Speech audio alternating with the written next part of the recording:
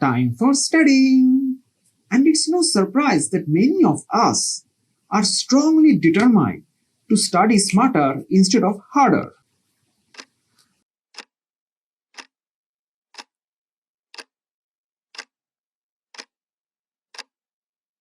But which study tips and tricks actually work scientifically and can help you to boost your grades? It's really hard to motivate when you're stuck between four walls. Your bed is right there, Netflix is right there, and Facebook, Instagram, and thousands of applications are there. So, in a nutshell, the first problem, there are too many distractions. Till now, you have received lots of advice. Eliminate distractions, but nobody explain you exactly that why you have to do that. Research shows that we are more likely to do such things that are easiest for us to do at that particular moment. For example, let's just say you have your physics book open and right behind TikTok is also open. Then you are more likely to pick TikTok because that is the more fun and easier for you to do that particular moment. That is why you spend hours going through each and every distraction until you run out of ideas and feel guilty enough, and then you actually begin your work. Okay, so now that you have eliminated all your distraction, the very next step is to stop doing multitasking.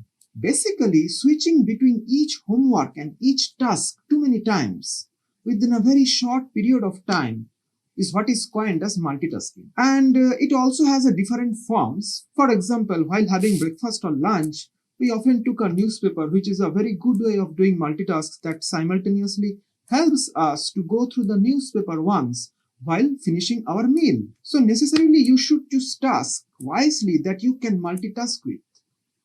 And this is a very specific situation, but what I am talking here to simply explain how inefficient multitasking can be. Let me just give you a very common example. Let's say you have just finished your breakfast and now that you have a lot of things to do, you have to clean your dishes and utensils, right? So the logical thing is to wash them all at once. You are not performing in this way that you wash a dish, then reply to some emails, then came back again and start cleaning the rest of the utensils. This simply does not make any sense, right? And in this way, things are not even going to work for you, right? Therefore, when it's time to be productive, why do you study for only 30 minutes and then stop and then scroll on Instagram for a few minutes and then came back and start working on the same project? You should stop doing this, okay? Instead, you want to try a time management method, which is also called as batching. And in this case, you group all of your tasks into small batches and then you take a break in between completing each small batch. This type of time management will help you to remain focused, decrease distractions, and minimizing procrastinations because you are forced to complete a small group of tasks before taking a break. Okay, so in this context, let me just briefly mention about Zeigarnik effect. What is it? Well, this effect suggests that students who take breaks during which they perform totally unrelated activities like reading a novel or going on a 3-minute walk, playing the piano. So in this way, the students can remember study material relatively better than the students who take longer study sessions without taking a break. So there is a very popular technique which many of you have already heard of where you have a work for 25 minutes and you take a 5-minute break. You work again for 25 minutes, then you again take a 5-minute break. So a very important tip is cramming is much better than not studying in a short term. But is 7 hours in one day better than 1 hour every day for a week? Instead of cramming in a 10-hour study session, it's much better and effective to spread it out into 20-30 minute sessions over a few weeks with a specific goal set in mind. This is because your brain is better at encoding information into the synapses in short repeated session as opposed to one larger one. Let's say if you are given the same amount of time for studying, would you be better off?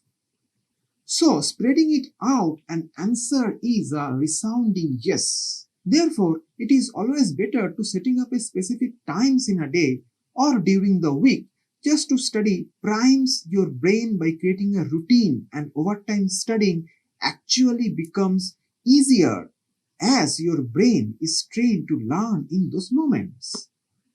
Therefore, instead of spending several hours in a single topic, which experimentally was proved as quite ineffective and doesn't even improve your understanding of the topics at all, nor does it link any key concept. Together, it can even be detrimental as it draws your attention to less important things. So, in order to benefit from long term retention, you should spread it out and avoid the practice of learning back to back. Another important technique is doing lots of mock exams. Now, the biggest thing here is to recognize that when it comes to studying for stuff, the exams is actually not a test of knowledge, okay? It's a test of exam performance, right? And yes, in an ideal world, in a dream world, the stuff we would learn in school and the stuff we would learn or we are going to learn for our degree would all entirely be relevant, and we would be doing for the sake of knowledge rather than for the sake of passing an exam or having a good grades in real world. And the way the current education system is designed, which is not ideal, but in the current world we are not taking it as for the sake of knowledge, right? We are doing it pretty for the sake of knowledge, but mostly to pass the exam, right? This is even true for engineering school. You think that the exams in engineering school help you to be an engineer, or in a medical school help you to become a doctor, but generally the stuff you get tested on it is not the stuff that translates to you being a better doctor or engineer, at least in written exams, compared to the clinical stuff. So what that basically means is that when you are studying for stuff, you should recognize that you are optimizing your score in a game, and that game is the exam. Yes, you are not worried about just general knowledge across the board. Well, we can be, but again, when a goal directed behavior to do better in exams, therefore mock exams like past tests, anyway you can get hold of past papers that is often available in your school, and it is the most high yield thing you can do, because again you are whole tapping into the whole active recall thing, and tapping into the idea that testing ourselves is just a way forward when it comes to memorizing anything. But we are also kind of implicitly learning that what sort of questions can be asked by the examiners, or you can say you are learning about the exam technique, or you are just going into the examiner's head and thinking that what type of questions he can ask. So, if I think about the exams back in my university or school days that I did, the best in it was the ones in which I would done the most mock exam papers. So, in a way, I could and kind of predict what questions are going to be asked. Now, the viewers or the people in the comments may also say like this, that well, always like, oh my god, this is like a bad guy, you should not say such things, you should be studying for the sake of knowledge. It's like, yes, I am agree, but it is in ideal world, right? I would be, but I also have to pass the exam. I need a good grade. So there is a saying in this context that don't hate the player, hate the game, as they say. A final tip which I personally recommend to all of you guys is always study with friends. Okay, this is something the most people don't want to do, they try to avoid, because what they think, oh, my friends are so distracting. But really, what you want to do is you have to find a good group of friends where you can vibe with one another and you all are well motivated to study for the exams together.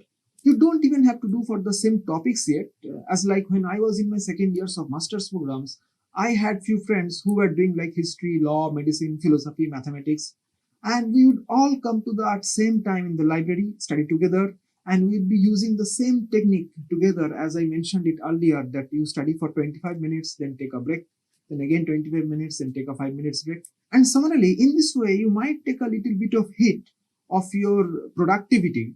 But if I think back to my university, My experience, as I think, I was much more motivated when studying with friends. But because it is also just made the whole thing much more fun, and I would be just stuck in my room, especially exam term, than I did because I was in the library hanging out with friends and we would go out to lunch after a few hours of revision. Anyway, thanks for taking the time to watch this video entirely. It's a little bit longer. So my hopes are that you enjoyed it and that it was not only a good food for thought, but that you actually learned from it as well as an advice. So take advantage of this advice you can find in this video to create a more conducive study environment and boost your self-confidence for preparing the exams. I did my best to help you. Obviously, there are still a number of different angles to explore, or if there are any other specific topics that you would like me to cover, I would definitely love to hear from you, and it is always a pleasure to make such videos, so I hope you enjoy them. Okay, so